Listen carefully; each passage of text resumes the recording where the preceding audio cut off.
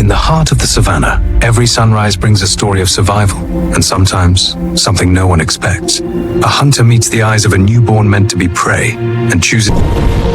But when the king of the wild met the weakest of prey, something inside him changed.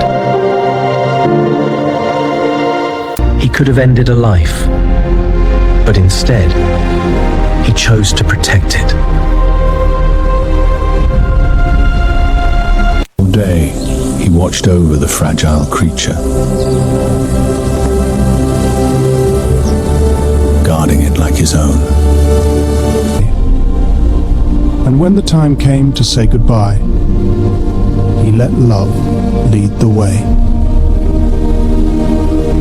The legend of compassion. Even kings have hearts, and sometimes the wild reminds us. Compassion can roar louder than power.